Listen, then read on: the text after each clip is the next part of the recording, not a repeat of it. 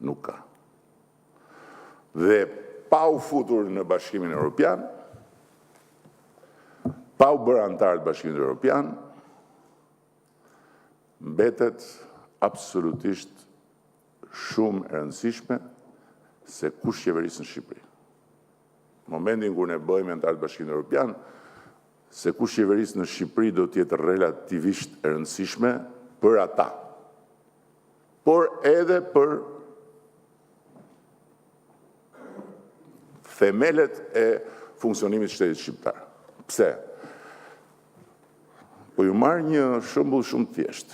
Ka shumë rëndësi kush qeverisë në Shqipëri për të ardhmen e reformës në drejtësi dhe për të ardhmen e institucioneve të drejtësisë. Sot. Shumë e thjeshtë. Ne jemi garancia. Të tjerët e kanë thënë me zë të lartë dhe janë përbetuar që do kthejnë mbrapsh reformën në drejtësi dhe do shkrijnë institucionet e reja të drejtësisë dhe do neutralizojnë spadën. Ky është një shembull, po mund të marrë edhe plot shembuj të tjerë, po marrë këtë që është më i prekshëm për opinionin publik. Kjo mund të bëhet vetëm nga forca që hallet e tyre me drejtësinë i kanë më të mëdha se sa lidhjet e tyre me interesin kombëtar dhe me interesin publik. Dhe këto forca janë të shpallura dhe i njeh gjithë Shqipëria, dhe i njeh gjithë bota. Nuk ka truk mediatik dhe propagandistik, nuk ka turist që vjen me kush e di çfarë page nga Amerika për të bërë një makiazh trampist të fushatës së atyre forcave që ndryshon këtë thelb. Ky është thelbi i ndarjes si dita me natën, apo si nata me ditën, mes nesh dhe kënetës, por ky është dhe thelbi që ndan nëse Shqipëria dhe shqiptarët do ta shfrytëzojnë dritaren e hapur dhe do të bëhen antarë të Bashkimit Evropian duke i mbyllur negociatat në 2027 dhe duke hyrë në Bashkimin Evropian brenda kësaj dekade, apo nëse do mbeten si ndonjë shtet tjetër këtu në rajon që e ka të ardhmen komplet paqartë. Ne nuk jemi Bosnjë-Hercegovina. Ne jemi Republika e Shqipërisë dhe ne kemi të gjitha ato që na duhen për ta shfrytzuar këtë dritare. Por duhet që shqiptarët të na japin mandatin më të fortë që kemi pasur ndonjëherë qysh për vitin 2013. Më të fortin. Sepse me mandatin më të fortë shqiptarëve, pastaj e di unë bashkë me ju se çfarë bëjmë edhe me Europën, edhe me Amerikën, edhe me NATO-n, edhe me të gjithë. Me dinjitet, edhe me garanci që asgjë s'lëviz. Në momentin kur e hymë në Bashkimin Evropian, nuk ka më shanse pastaj që cili do qoftë në pushtet të thotë do shkri këtë, do shkri atë, se nuk shkrin dot asgjë. Bashkimi Evropian i duhet shqiptarëve për te interesave financiare që janë shumë të mëdha për një vend si yni, ju duhet shqiptarëve për të garantuar përfundimisht lirinë individuale e para, për të garantuar përfundimisht barazim para ligjit, sepse sot garantët e vetëm barazis para ligjit jemi ne, është Partia Socialiste e Shqipërisë, nuk ka askush tjetër, që garanton proceset e nisura të institucioneve të reja drejtësisë që kanë të gjitha të metat e mundshme dhe të imagjinueshme, por që ama janë në rrugën e dur dhe që duhen mbështetur në atë rrugë me çdo çmim edhe me marrjen përsipër të kostove. Ne nuk bërtasim për persekutim apo për padrejtësi kur institucionet e reja të drejtësisë godasin brenda nesh. Të tjerët pretendojnë që janë të burgosur politik ose që janë partit burgosur ish politik ose që janë të persekutuar politik. Ky është dallim katastrofik për të ardhmen. Dhe e fundit për këtë pjesë, Bashkimi Evropian na duhet për këto garanci që Shqipëria dhe shqiptarët si kanë pas kurrë në historinë e tyre dhe për herë të parë në histori Shqipëria dhe shqiptarët nuk do të jenë as në një regjim të imponuar nga të tjerët, shëndet fjalë e vërtet Klos, dhe as nuk do të jenë në një qeverisje që mund të çojë drejtim paditur. Duke u bërë pjesë e Bashkimit Evropian.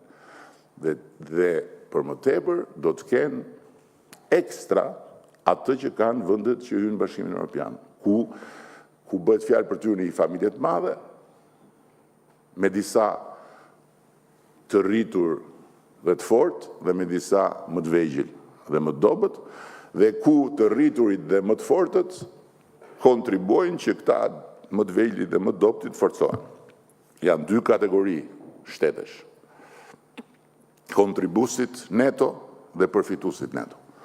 Kontribusit neto janë shtetet e mëdha, që japin nga vetja që përfitusit neto, si që do t'jetë Shqipëria në momentin që hyn në Bashkimin Evropian, të marrin.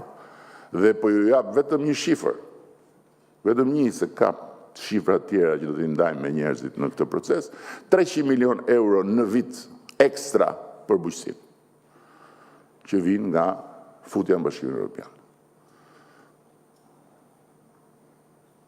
Dhe në total 1.2 miliard ekstra çdo vit për te i buxhetit dhe për te i të gjitha të ardhurave të tjera nga institucionet e ndryshme financiare. Kjo është pesha gjeopolitike e këtyre zgjedhjeve. Pesha e brendshme e këtyre zgjedhjeve natyrisht lidhet me ekonominë e 2030-s, lidhet me punën, dhe kur them puna kanë parasysh të gjithë komponentët,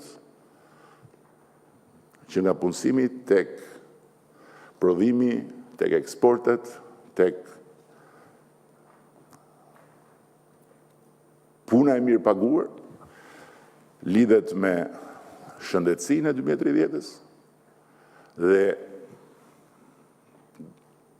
do të na duhet të ndajmë me publikun hopin e ri cilësor që kemi tani më programuar për shëndetësinë, me arsimin e 2030-s dhe me drejtësinë dhe sigurinë e 2030-s. Për herë të parë, qysh nga viti 1990, ose nga vitet 90, kur ata që nuk e di se si e imagjinojnë që mund të rikthehen, shkatruan të gjitha bazat e industrisë ushtarake të Shqipërisë, ne po hedhim themelet e industrie të re ushtarake. Dhe në 2030 ne do të jemi një forcë industriale mes të gjitha forcave tjera të NATO-s, natyrisht në përmasën tonë ushtarake. Tani, duke ardhur tek partia dhe tek alternativa dhe tek çfarë duhet u japim ne shqiptarëve në këto zgjedhje, është shumë e thjeshtë për mua. Në këto zgjedhje, ne duhet u japim shqiptarëve partinë më të vjetër në eksperiencë dhe partinë më të re në energji. Nuk ka parti të reja që mund të bëjnë 100-ën e asaj që bëjmë dhe mund të bëjmë ne si një forcë e re. Sepse nuk mjafton të kesh një altoparlant edhe vetëm të shash dhe të denigrosh dhe të protestosh, duke u bazuar tek gjysmë të vërtetat që në thelb janë gënjeshtat më të mëdha, për të marrë përgjegjësi qeverisëse. Sot që mund ta shoh këtë nga eksperienca e gjithë këtyre viteve, them me vete çfarë kurajoje e pa imagjinueshme të jesh pa eksperiencë dhe të duhesh të udhëheqësh vendin, kur kujtoj veten time shumë vite përpara se sa të bëhesha kryeminist. Kështu që sot ne kemi një eksperiencë që nuk e ka asnjë parti politike, që është gjëja që quhet garanci. Dhe sot ne kemi një kapacitet në territor për t'i dhënë shqiptarëve mundësinë të zgjedhin një parti të re, më të renë e të gjitha trejave që janë në territor. Edhe numerikisht, kjo është shumë e thjeshtë. Duke votuar një parti tjetër,